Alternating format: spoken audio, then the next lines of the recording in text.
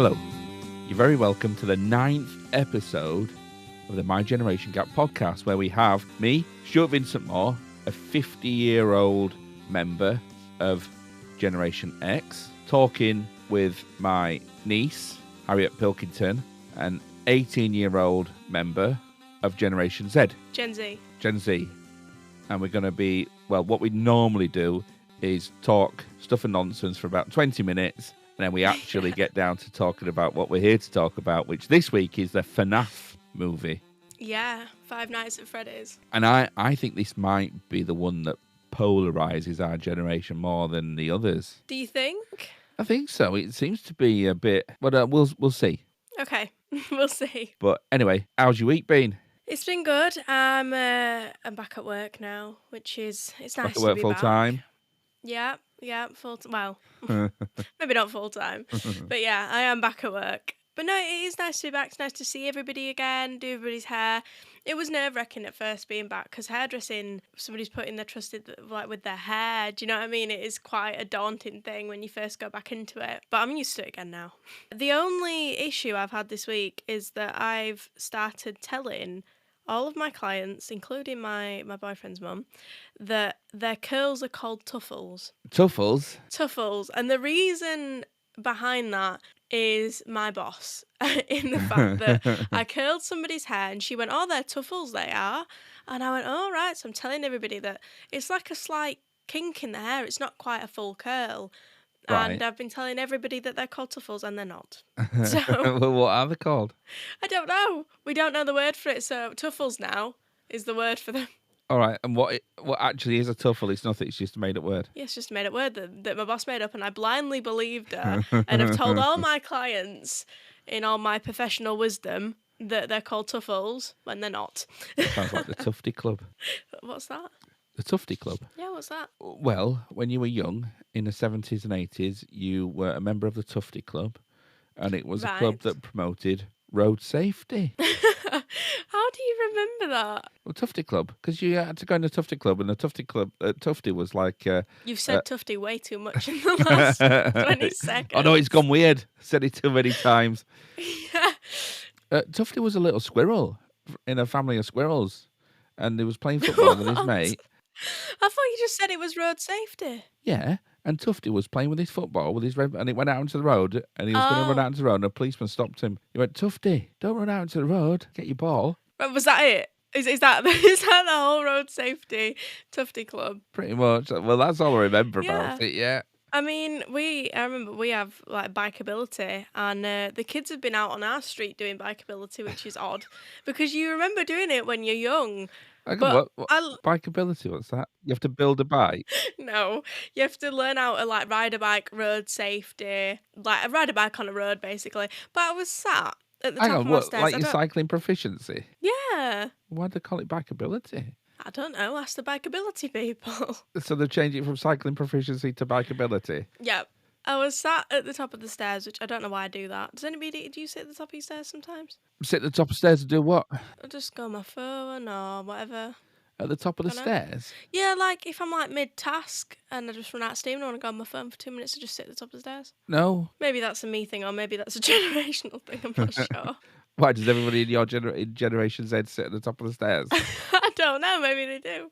Would you not just sit on the sofa? Well, no, because if you're mid-task, like I can't remember what I was doing, taking the washing downstairs, and I got distracted and I went on my phone, and I was looking out, we've got like windows next to our door, and I thought, oh, kid on a bike. And then I thought, oh, another kid on a bike, another kid on a bike. And it kept going. I thought, how many kids are there out there? And then I realised it was bikeability. All right. It's not that you were just looking at the telly and it was a Tour de France. No. But no, I've had a real life chat with the Gapper this week. Oh, hang on then.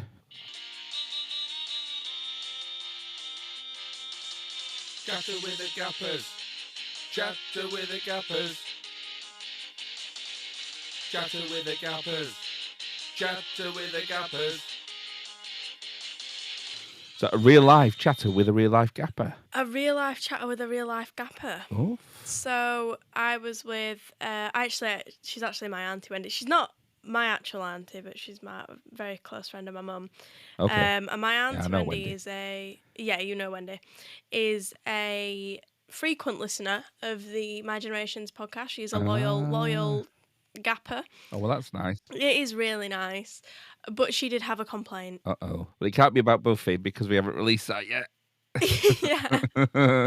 yeah, because Wendy recommended Buffy. Yeah, no, it was about us calling wallabies Willoughbys for like 10 minutes longer than what we should have done. Do you know what? It's embarrassing. We should have known.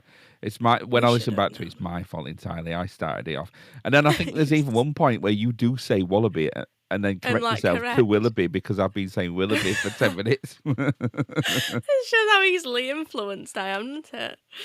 It was one of those things when I listened back to it and I thought, oh, we sound like a right pair of Charlies. So I just cut the whole thing out. Right pair of what? Charlies. What's Charlie? Right, what's that? A right pair of Charlies? Yeah. A right pair of Charlies is just a phrase, isn't it? You say when you're... I don't know. No, I heard that one before. Yeah, so I thought, do I take it all out? But then I thought, no, I'll leave it in because... it is funny, even if it's funny. At our expense. Talking about getting words wrong, Ivan came out of school the other day, and I said, "Oh, what have you been learning about today?" And he went, "Oh, our freaking history." I was like, "Whoa, hang on with that. What do you mean our freaking history?" And he went, "You know, like colonialism in Kenya." And I went, "Oh, do you mean African history?" African history. But yeah, I think that's all the chat with the gappers from this week. Anyway, listen, H, let me tell you about my week. Before we get into FNAF. I'm not that bothered about talking about it, to be honest with you. Oh, brilliant. That's a good mindset going into this. Thank you for coming into this with an open mind. Because on Friday, H, yeah, I went to see probably one of the greatest bands in the world playing one of the greatest albums in the world. I know, and I'm really jealous about it. It was a Flaming Lips playing the Yoshimi Battles, the Pink Robots tour, anniversary tour, and it was fabulous. I think if you don't know the Flaming Lips, that must just sound like you've just done some like weed brownies or something because that didn't make any sense. But no, it is such a good album. It is. So yeah, so recommend the Flaming Lips and recommend Yoshimi Battles of Pink Robots. Find it and listen to it again and and again. How come they were touring with that album? Because it's the 20th anniversary of it, and it is their biggest album. It's not though, it came out in 2002. Yeah, it's taken that long to tour it. They're still touring it. Wow, like 2 or 3 years I see later. What you mean. Yeah, it's a world tour. So they've gone around America, they've gone around Europe, they're doing the whole world. So it's just taken them 3 years to get to Birmingham. I mean, if you're going to do a world tour, you don't start in Birmingham, do you? No, that's true. You don't start or end there. Well, we're going away this weekend, actually. We're going to Berwick. Berwick-upon-Tweed? Berwick-upon-Tweed. Oh, very nice. What are you doing up there? Probably drinking, knowing my family. Well, I'm going to MacFest this weekend. MacFest? Oh, yeah, you said you were going to What's at MacFest? It's just a comedy festival, H. Yeah? In a little town in the middle of Wales. Oh, that's nice. So I shall report back. In fact, talking about jokes, let's do this before we get into FNAF. That joke isn't funny anymore yet, because it is a joke that I've tried out a few times, and I want to workshop it with the gappers. You want to workshop it? Yeah. Right. I remember when I was at school in home ec, the teacher... What's home ec? Home economics, isn't it? Like cooking. Oh. Did you do cooking at school where you had to take in all your ingredients? It was the one weekend where nobody could throw your bag over the fence because it was all full of your mum's best dishes and that. Well, my school actually didn't do cooking, but they do cooking classes in some bigger schools. You do cooking? No, we didn't do cooking. All right. They do it in some bigger schools. I do remember having friends who would like say to their mums at 9 o'clock at night, "Oh, I need like baking powder for tomorrow, and there's none in the cupboard." And then their mums would be like, "Well, what do you want me to do about that?" You know what I mean? At 10:30. Yeah. Well, yeah, and there weren't any big Asdas then. Yeah, that's true. Back in the 80s. I remember when I was a child in home ec, and the cooking teacher made me cry in front of the whole school because I'd spent all night doing just exactly that, hunting around for ingredients, and I couldn't find the Omit Sugar anywhere. Yeah. And I went into the home ec teacher the next day, and I said, because we were making cheese scones, and cheese scones recipe is the same as normal scones, but you add 30 grams of cheese, and Omit Sugar. An Omit Sugar. Yeah. And I said, sir, we've only got granulated and caster sugar in our house. We haven't got any Omit Sugar, and we couldn't get any. We've only got iced sugars, no Omit Sugar. No Omit Sugar, yeah. Yeah, I mean, it took me a while to remember what the word omit meant, but now I know what it means. Leave it out. It's funny. But I don't know if everybody would know the word omit sugar. Like, I don't know if everybody would understand that. I've tried it about 4 or 5 times now, and each time it has not got a laugh. So I need to either workshop it here. No, not a single laugh. Wow. Pretty much like my Norfolk B Roads joke. So Norfolk Broads. We're either workshopping it here, or I'm not telling it again. Ever. No, because I think there's a good joke in the Norfolk B Roads joke, but I don't think there's that good a joke in that one. Do you know what? I would agree with you. I think Norfolk Broads, B Roads, I think you could present that in a really funny way, but yeah, I'm not sure about the omit sugar. FNAF. So, what are your initial thoughts on FNAF? Well, my initial thoughts were, why has Harriet made me watch this? Fab. That's a great start to this then. First of all, right? The main character, if you're struggling with things and you go see, if you're struggling with the death of a loved one, you might go and see a grief counsellor and then take care of you and look after you. If you were struggling in a relationship, then you might go and see a marriage counsellor or something like that. Anyway, the main character here goes to see his career counsellor, and his career counsellor says to him, "What are you, some kind of head case?" Which is exactly what you want to hear from the person which is exactly what you hear from the person that's supposed to be counselling you.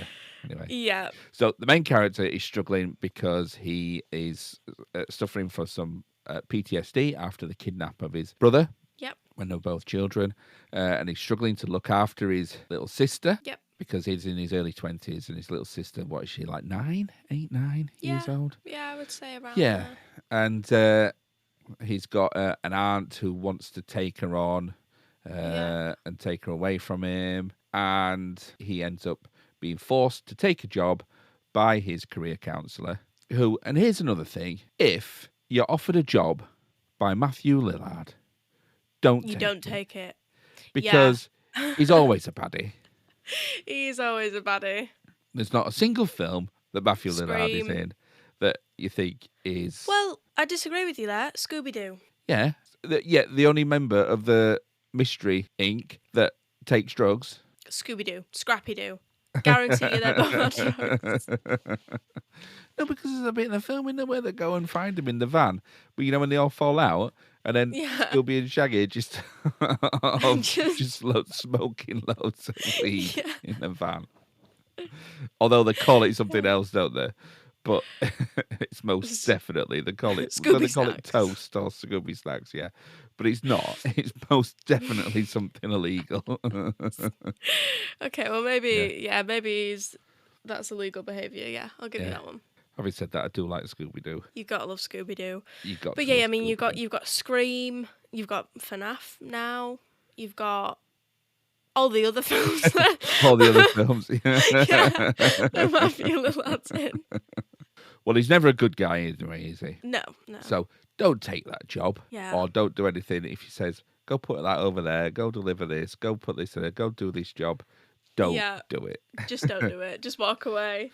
He takes a job in a run-down, battered pizza parlour that turns out to be haunted by the ghosts of children who are trapped inside animatronic animals who then threaten to kidnap his little sister. Yeah, because they want her to play with them, don't they? That's their thing. Yeah.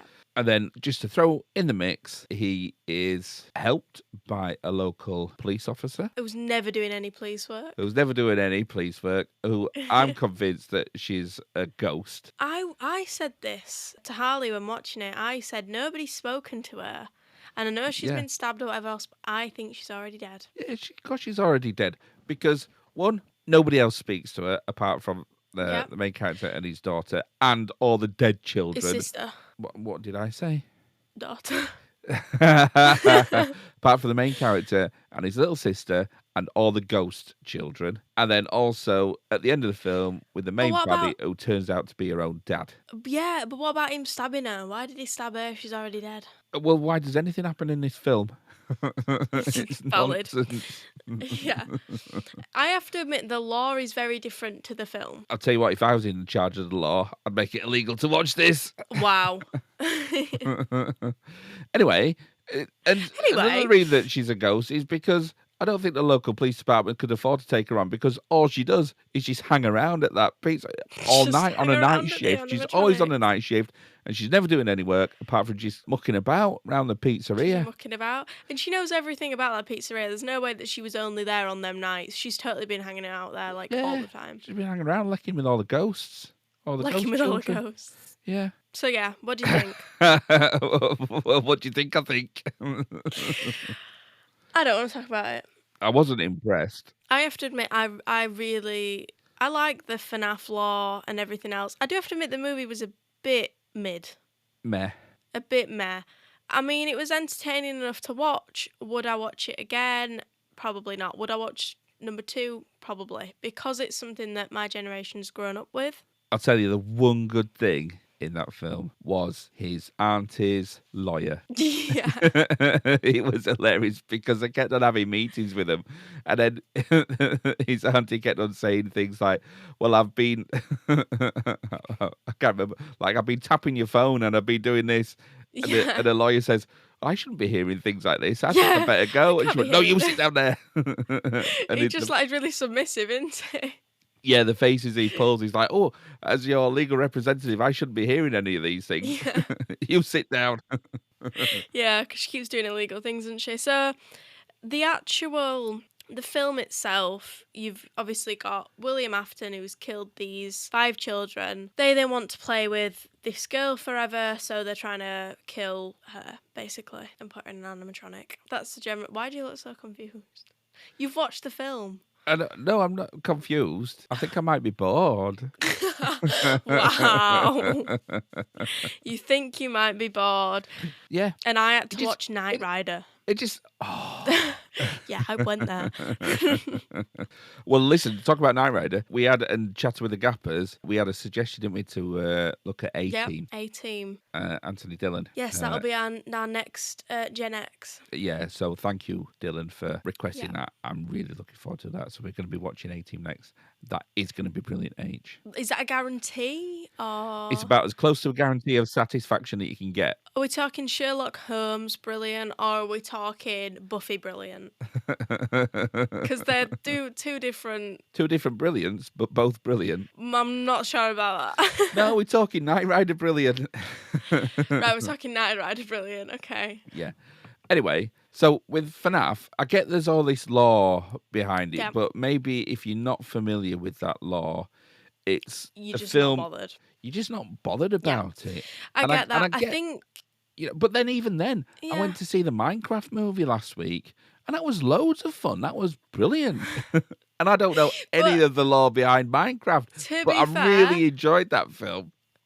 But to be fair, there isn't really any lore to Minecraft. It's just a game. There's not really any backstory. Oh. I think they just made it up for the film. But I think, the thing is FNAF for years has had a very lore-based fan base, if that makes sense. Yeah, so they buy into like the backstory and things like that. So yeah. Well, so why does it make it better? What's about the lore makes it better? I would say, I mean, there's a lot of games, but I'm going to focus in on just what is the movie's based around. Yeah, because the movie's utterly predictable from start to finish. Yeah. Did you know? But is that only because you knew that Matthew Lillard was going to be a baddie? Do you think if you were younger, you were like 15, you would have predicted that Matthew Lillard was going to be? Yeah, but even when he looks at the name on the thing and he says, "Oh, I can see your name is," what is the guy's name? Matt. What? The main character. William Afton. Or... No, the security guard. Oh, the security guard. I don't know. You don't know the main character's name? No. I just know William Afton and... All right, so the main character, when he went to see his career counsellor, and when Matthew Lillard read his name and he realised what his surname was, and then he went, "Oh, you could tell that he recognised who he was then." And then he went, the "Oh, I've second got a job. I've got a little job for you." He was like stroking his chin like an evil genius. "Oh, Oh yeah. I've got a little job for He you." might as well And then, have just put his yeah, little finger on his lip like Doctor. yeah. What's his So name? then you'd go, right, one, What's his no, name because you're from? Matthew Lillard, and two, Yeah. I'm not going to do that because you're stroking your chin like you're doing something evil. What's his name from Austin Powers? Oh, Dr. Evil. Dr. Evil. Yeah, Yeah. that's what I'm thinking of. But no, okay. So in the law, you've got William Afton and Henry Emily create Freddy's Pizzeria. Basically, I'm summarizing this heavily, but All right, this is okay. where I'm going to go with it. They wear animatronic So suits. this is going to explain to me why it's good. So for them. good. Okay, Yeah. go on. They wear two suits: Golden Freddy and the other one.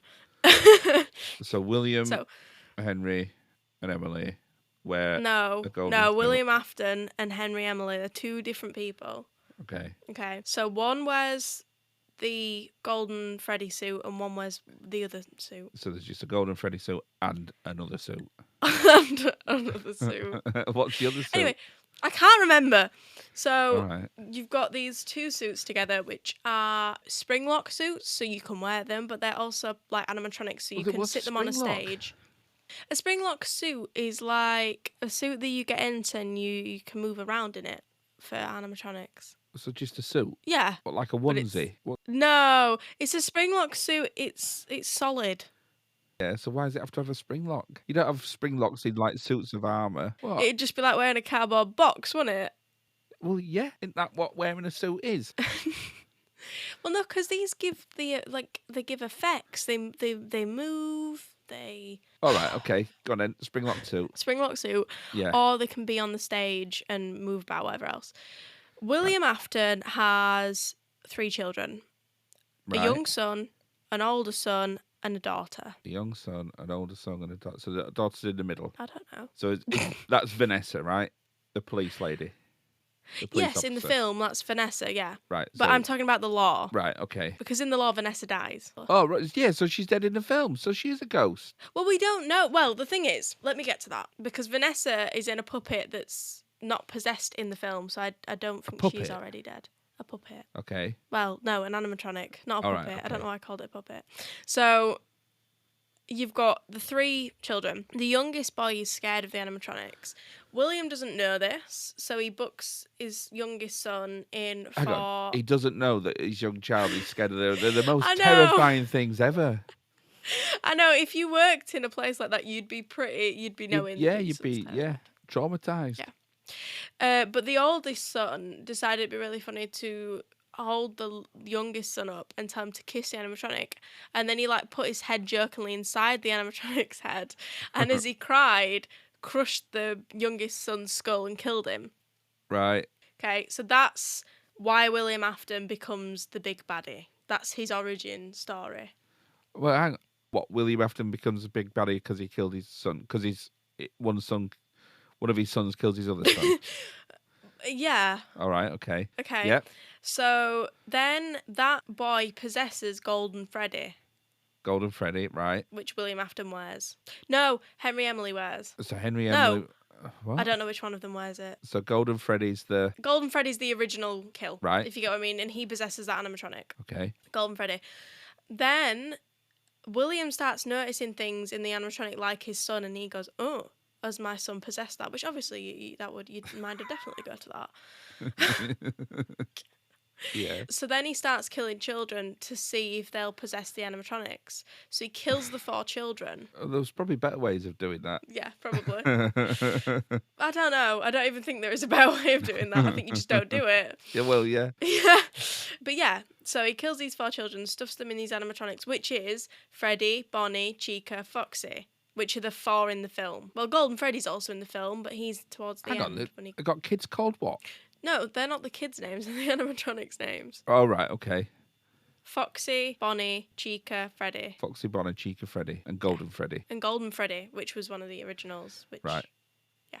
So they're your 5 ghost children. Right. Okay. Yeah. So that's why in the film there's 5 of them. Right, okay. But there's things mentioned in the law that aren't mentioned in the film. Like Emily's daughter, I've forgotten her name. Vanessa. No, that's William Afton's daughter. Oh, right. William Henry's the not William Henry. Jesus William Christ, Henry. Henry Emily. No, Henry Emily. No, yeah, Henry Emily Right. has a daughter. Who is William Afton's business partner? Has a daughter, and he's worried that William's going all crazy and like killing kids, but he can't like he's a prove bit worried about that, is he? Yeah, I don't know if he knows. He notices that he's like going a bit mad, so he programs a animatronic called Puppet to save his daughter, which fails at his job miserably, and his daughter still ends up dead. Well, hang on, you said, Vanessa was the puppet. No, Vanessa's is William. Vanessa's not a puppet. No, I said that wrong. Oh, right, I okay. said that wrong. Okay. But anyway, that's Henry Emily's daughter dead as well. But then William Afton creates a circus baby. Circus baby. Which is Well, an hang on. animatronic. Is that a circus with the mind of a baby and the body of a baby? Yeah. It's a baby with the mind and body of a circus. So you've got Circus Baby, who is actually in the film. You know, in the film when they try and kill what's his face, and they try and stuff him in that animatronic, and it opens up and it's got like ribs almost, and they're trying to put him in it. Right, yeah. Yeah, that scene, that's Circus Baby. Now, in the law, Vanessa, the policewoman, William Afton's daughter, I don't know at what age, but she gets pulled in back, because Circus Baby is designed to lure children on their own and then pull them in and kill them, so that then they should possess Circus Baby. Okay. Because that's what he wants. He wants his son back or whatever else.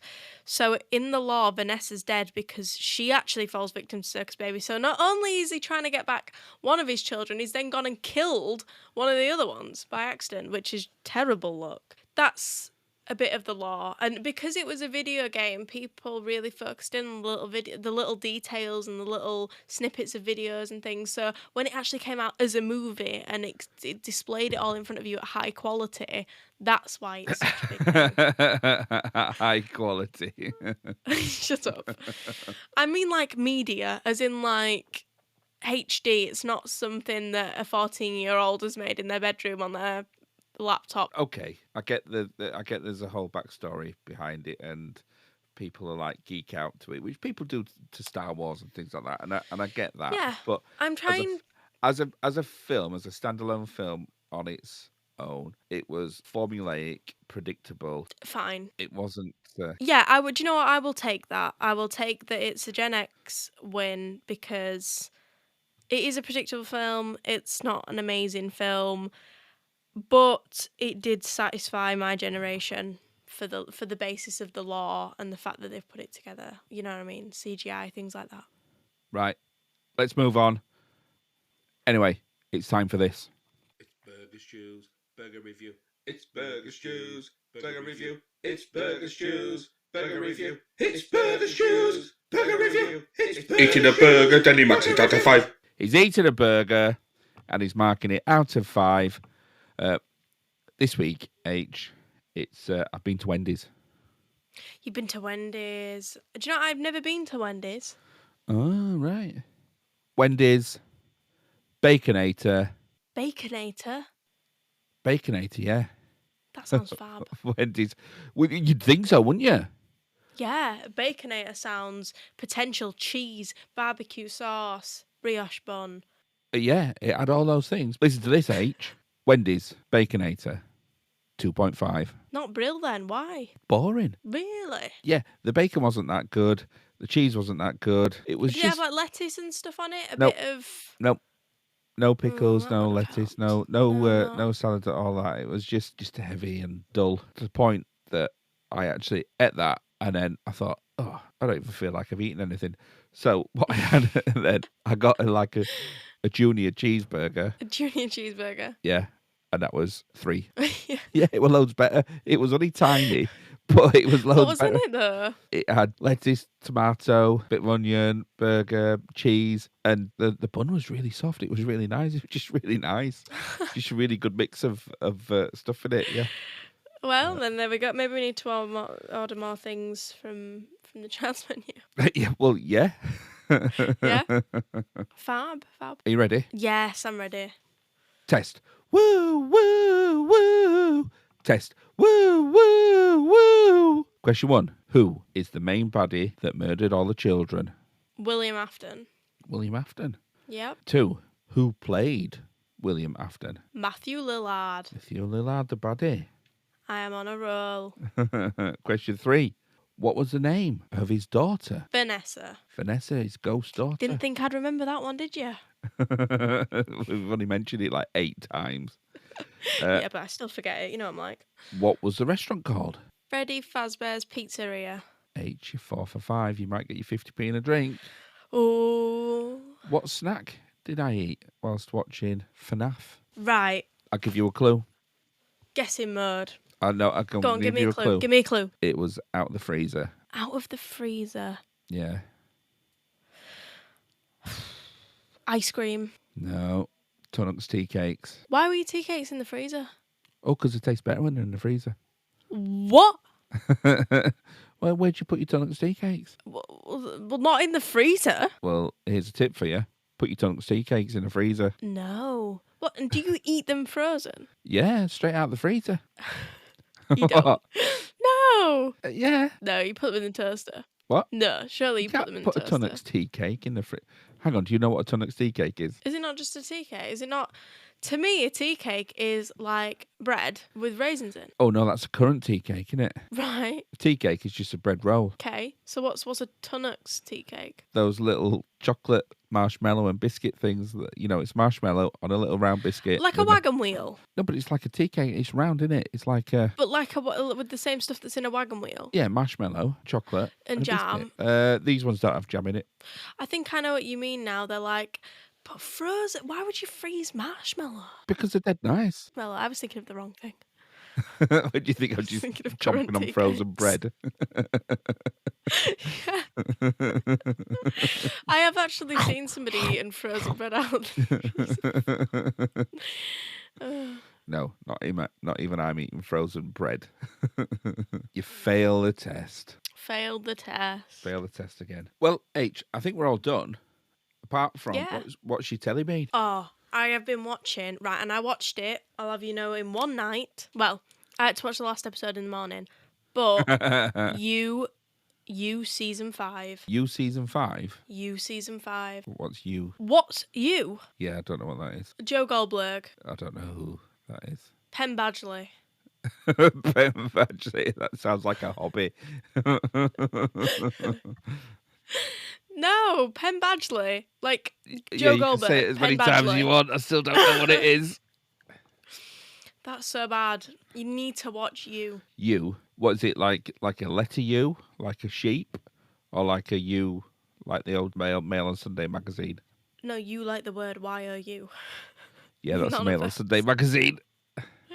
Oh, right. I go, Okay. not that read the Mail on Sunday. Please don't think that, anybody. You is about, season 1 is about Joe Goldberg, who gets a fascination with this woman, stalks her, starts killing people to be with her.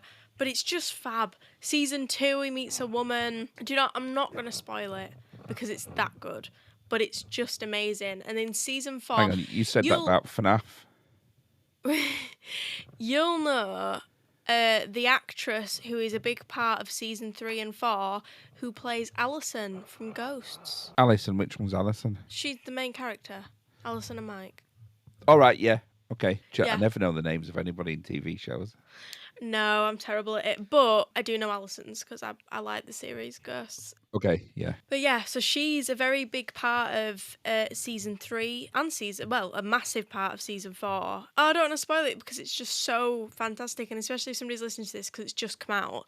There's a lot of people who will be newly watching it, but it is amazing. Some people are a little bit meh on the ending. I like the ending. I think it suits the series. I think it needed to end now in the way that it did. I mean, there's always a possibility for a future series or maybe like a film, you know, like a spin-off of it, which could be good. Well, do you want to do you as a as a Generation Z. Yeah, but you'd have to watch the whole thing. Oh, like watching the whole FNAF. Yeah, I don't fancy Well, that. no, there's like 7 episodes a season and there's 4 seasons.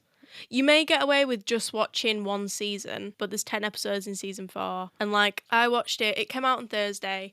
I watched it Thursday, started it at 2 o'clock in the afternoon, watched it all the way up until I fell asleep at 3 o'clock in the morning.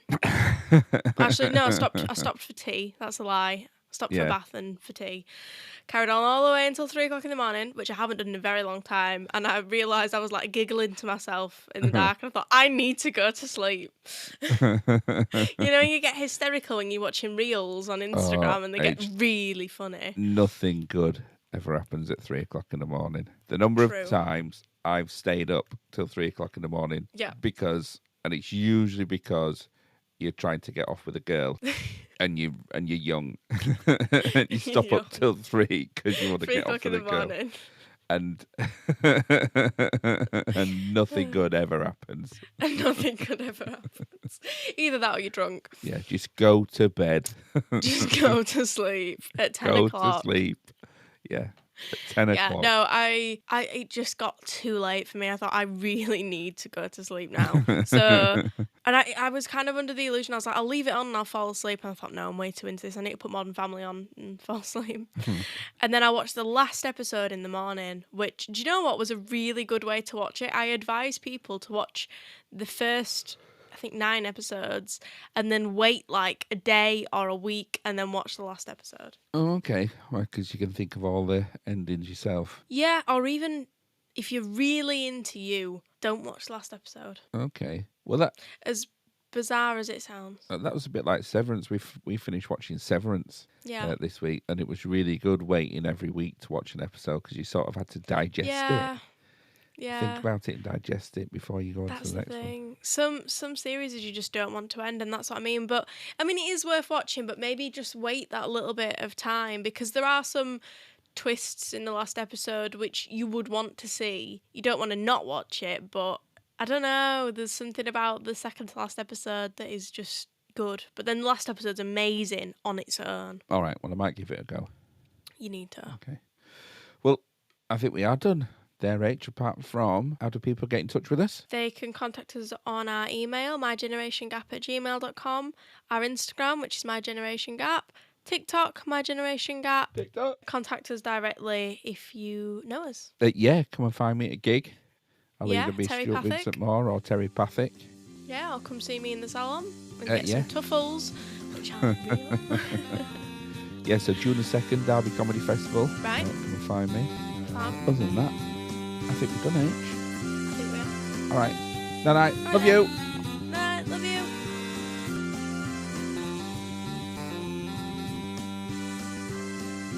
Thank you for listening to My Generation Gap podcast. You can contact us by emailing mygenerationgap@gmail.com or podcast production by Stuart Vincent Moore, music by Andy Dawson, artwork by Harriet Pilkington.